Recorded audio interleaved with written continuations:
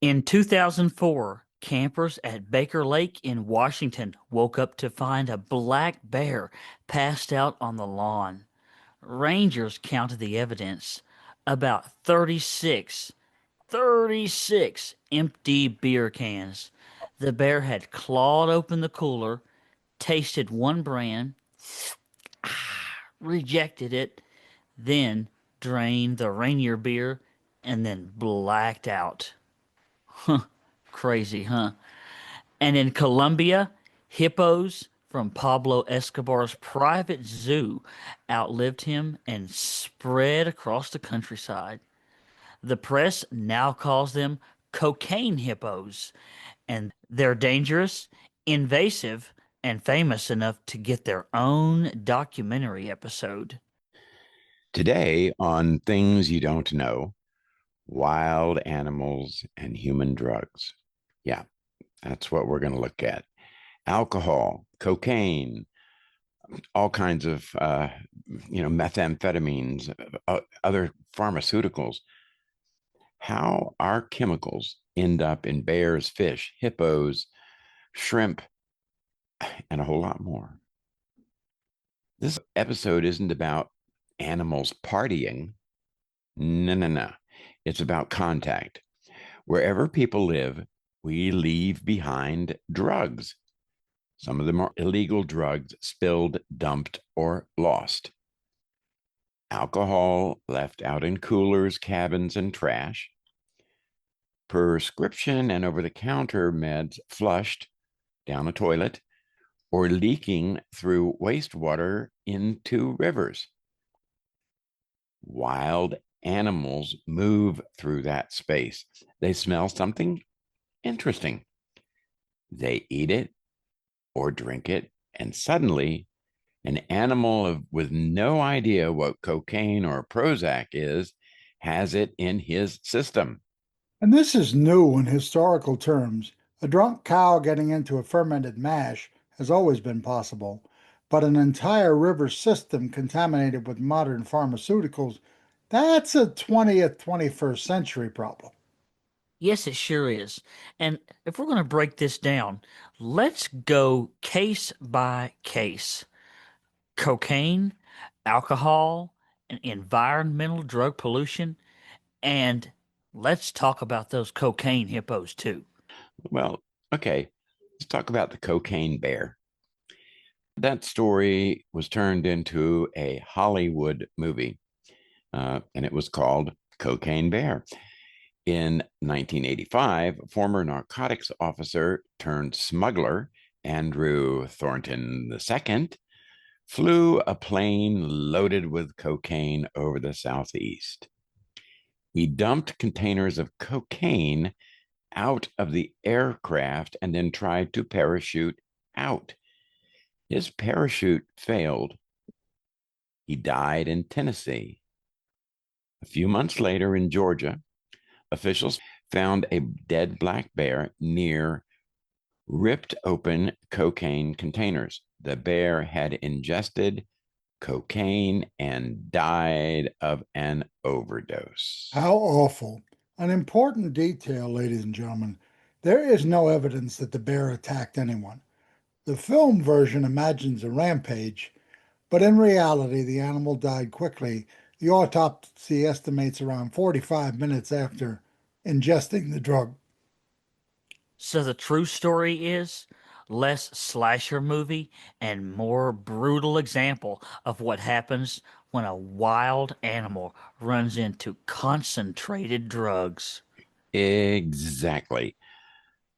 No intent to dose the bear, but once high value drugs are scattered in a forest, they're just another weird smelling object for a scavenger to tear open. Let's go back to that beer bear in Washington. His name was Beery, Beery. No pun intended there. How typical is that? Well, the details of that case are famous because they are so specific. At Baker Lake Resort in Washington State, a black bear broke into campers' coolers, tasted one brand of beer, ignored it, and then drank about 36 cans of Rainier beer. Good heavens. He punctured them with his teeth and his claws and just sort of tilted his head back and guzzled it. The Rangers later found the bear passed out. They tried to scare it away and eventually trapped and relocated it with more Rainier used as bait. But the pattern of bears and alcohol isn't rare. Black bears and grizzlies routinely raid campgrounds, cabins, and trash. They're attracted to calories, food, garbage, pet food, and yes, beer and liquor left where they can smell it.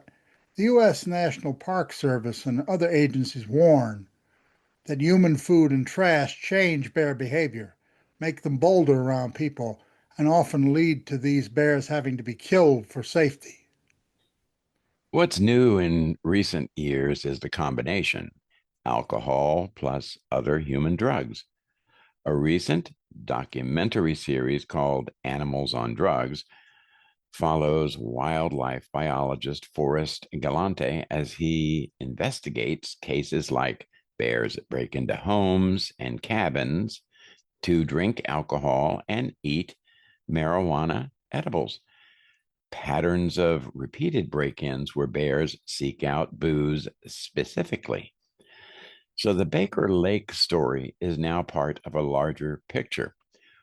Once bears learn that coolers, garages, or kitchens contain high calorie, high reward items, they keep coming back. Sometimes that item is alcohol. And every time people laugh and post a video, wildlife officers see a future problem there that might have to be euthanized. Right. It isn't cute long term, it's a welfare and safety problem. And in addition to that, it's not just the animals that are endangered by this. Remember, humans eat other animals, right? And if we do, and they have drugs in them, guess what? So do we now. It's not just a North American problem either. Let's switch continents. In Tasmania, Australia, large areas are planted with opium poppies under very tight regulation. The seeds go into legal pain meds. Farmers and politicians noticed odd circular patterns in the poppy fields like crop circles. It turned out, I'm being serious here, folks, wallabies were slipping in, eating the poppy heads, getting high, and then just hopping around in circles until they collapsed. That's amazing, but it's kind of scary at the same time if you stop and think about it. And these wallabies basically vandalize a global painkiller supply while they're stoned. Yeah, it shows how animals respond to plant chemicals when those plants are grown at industrial scales. To a wallaby, it's just another plant with a lot of energy in it. There's no concept of this is a drug used in surgery. All right, let's talk hippos. And by the way, you're making your Christmas list this year, Dr. Weaver and Dr. Deneen, I'd like a hippopotamus for Christmas. I don't blame you. Okay. In the late 1970s and 1980s, Colombian drug lord Pablo Escobar built a private zoo at his Hacienda Nápoles estate. Among the animals he imported illegally were 4 hippopotamuses. When Escobar was killed in 1993, most of his animals were removed, but the hippos were left because moving them was expensive and risky. They reproduced a lot.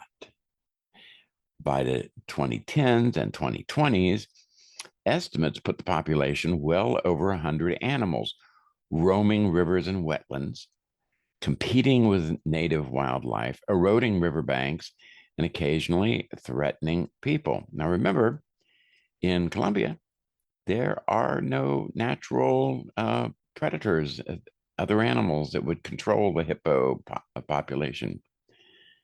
So now these hippos are officially recognized as a serious invasive species, and Colombia is trying a mix of sterilization and possible export to reduce their numbers. The media nickname is Cocaine Hippos, but I want to be clear. That doesn't mean they're literally eating cocaine. It refers to their origin. They were bought with drug money and came from a cocaine kingpin's private zoo. Documentaries and news stories use that label because it captures people's attention. That recent documentary series, The Animals on Drugs, that I referred to, devotes an entire episode to them, tracing how hippos tied to Escobar's empire became a long term ecological headache. The episode follows wildlife teams trying to manage these aggressive animals and limit the damage that they cause. So when people say hippos addicted to cocaine in Colombia, what's really true is they're linked to cocaine money and Escobar's cartel history. They're now a self-sustaining invasive population.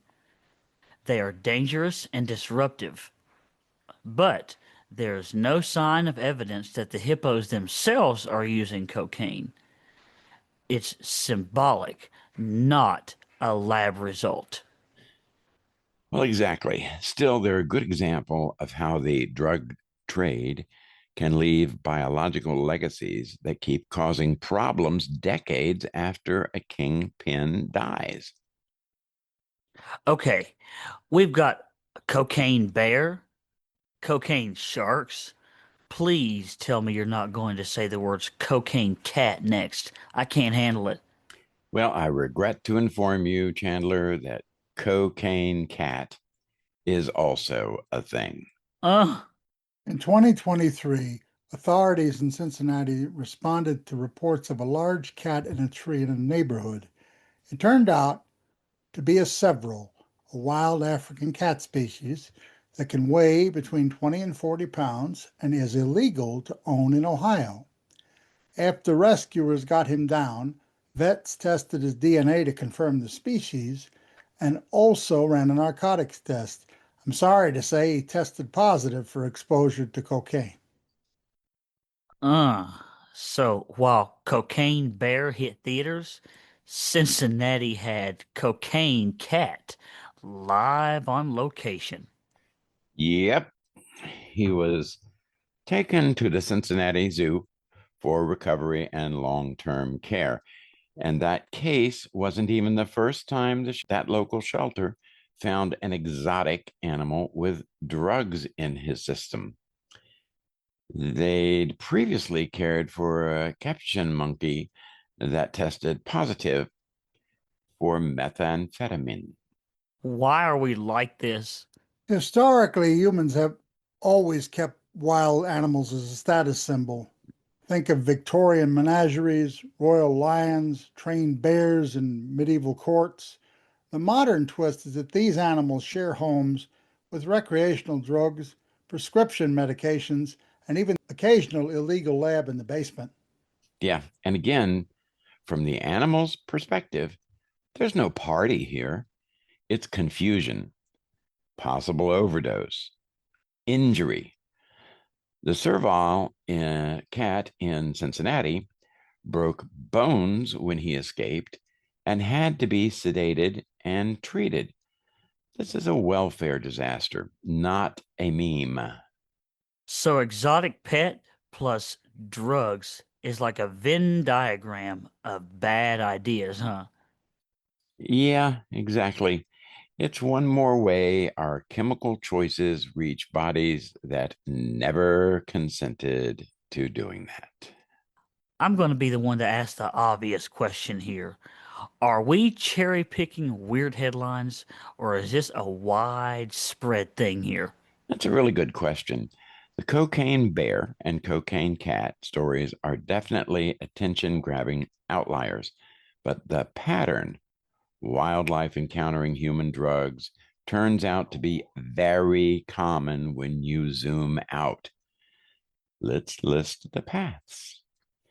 One is direct contact with stashes or crops like bears or other mammals finding drug stashes, legal or illegal. Wallabies raiding opium poppy fields. Another thing is food and trash.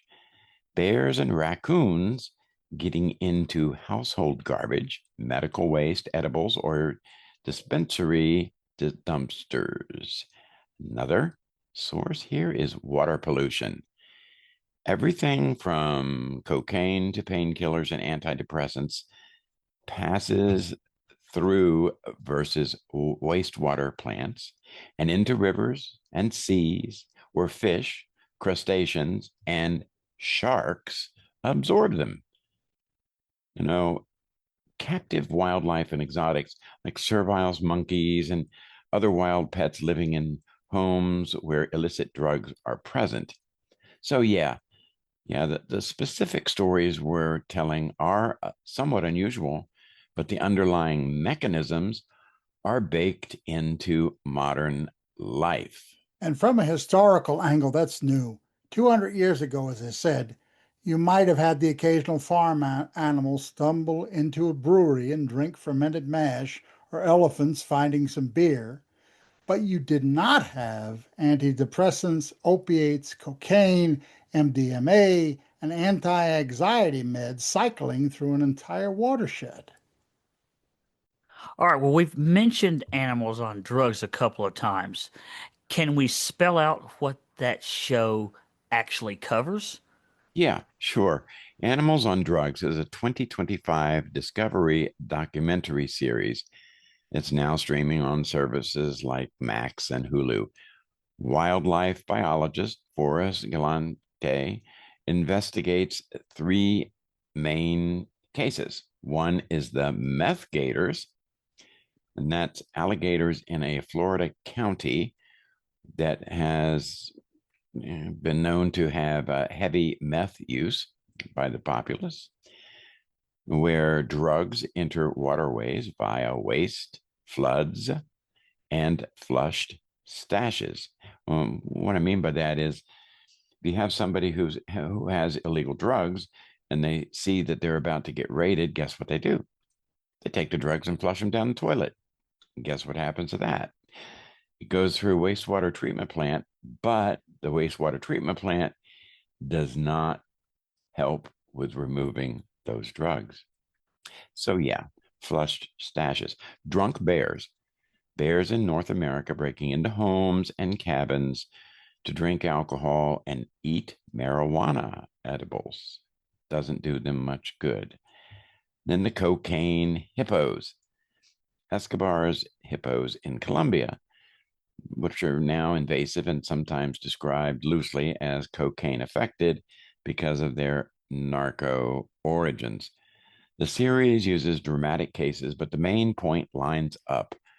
What we're talking about when humans put large amounts of drugs into an environment, wildlife ends up exposed.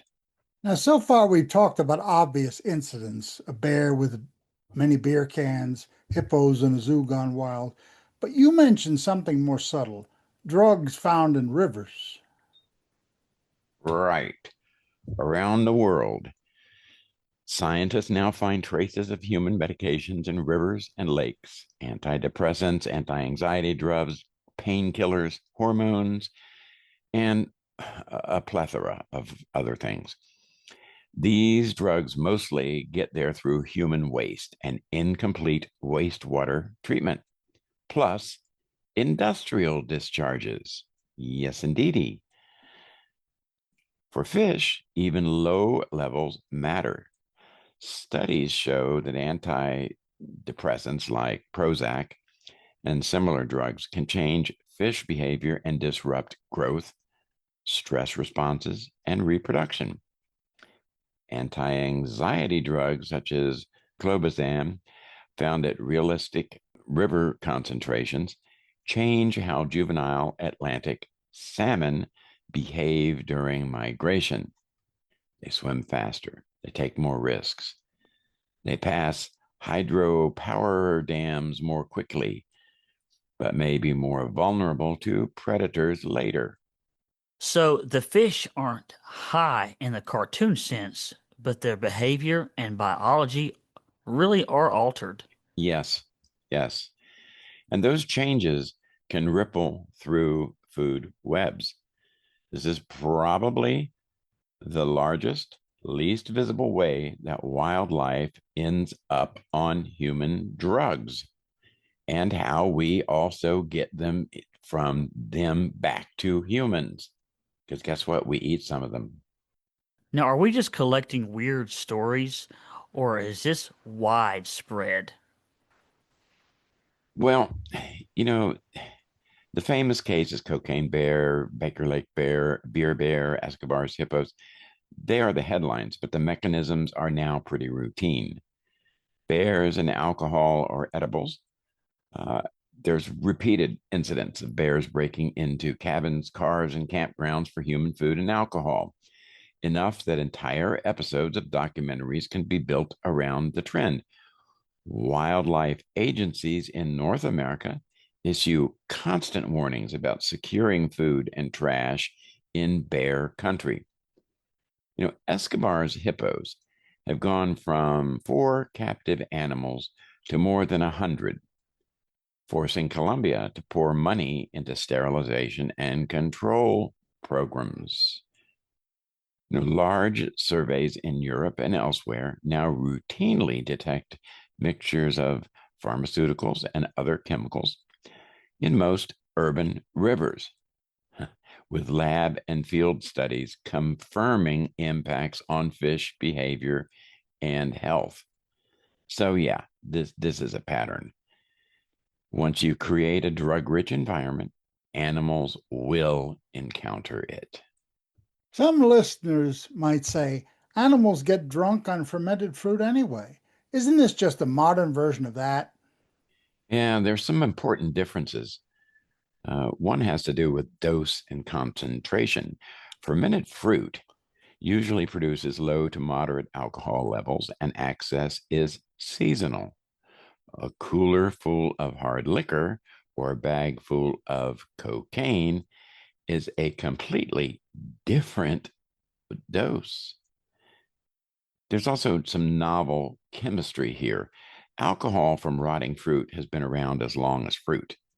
Synthetic antidepressants, benzodiazepines, and concentrated opioids are brand new in evolutionary terms. It's also a difference in the scale.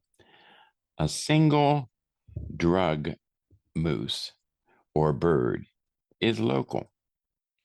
A river system laced with dozens of active compounds year round is a landscape scale experiment.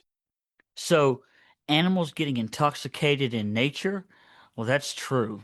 But the intensity and the types of chemicals we've added are way, way beyond what wild species are equipped to handle. All these stories have the same core. Wild animals are doing what they've always done: eating, exploring, following smells. We're the ones, humans are the ones, who leave beer, liquor, and edibles in places bears can reach. We are the ones that grow narcotic crops and don't fully exclude wildlife. We are the ones that dump or leak pharmaceuticals into rivers. We are the ones who build private zoos tied to drug empires and then walk away from the animals. From a historical perspective, this will show up in the record. We already see cocaine hippos as an invasive species linked directly to the drug trade. Check out Scientific American for that information. Chemical fingerprints of antidepressants, painkillers, and other meds in fish tissues and sediments. Future historians may talk about us as a civilization that medicated itself and everything else living downstream. And for people listening, what are the practical takeaways here, Dr. Weaver? Well, first, Chandler, never feed wildlife. This includes alcohol and drugs as a quote unquote joke. It's unsafe and often illegal. Second, secure food, alcohol, and edibles, particularly in bear country. Use bear resistant containers when camping. Don't leave coolers, trash, or open windows in cabins where bears are active. Three, dispose of meds correctly. Use pharmacy take back programs or community disposal sites instead of flushing pills or tossing them loose in the trash. These programs are designed to keep drugs out of landfills and wastewater. Four, support better wastewater and pollution control. A lot of the fish and meth gator issues exist because treatment systems were never designed for modern drug loads.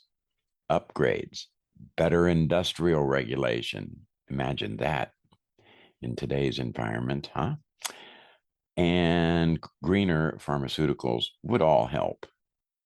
And maybe if you watch something like, I don't know, Animals on Drugs, don't just enjoy the weirdness. Ask, what choices put those animals in that position? Yeah, exactly. Wildlife on human drugs is a side effect of how we live. We can't undo the past, but we can reduce how much of our chemistry leaks into everything else. Well, I hope you've enjoyed this episode. This has been Things You Don't Know. So long, folks. Please leave a comment and a like. Many other interesting things coming up. This has been Dr. Bill Weaver, Dr. Sean Deneen, and I am Chandler Foster.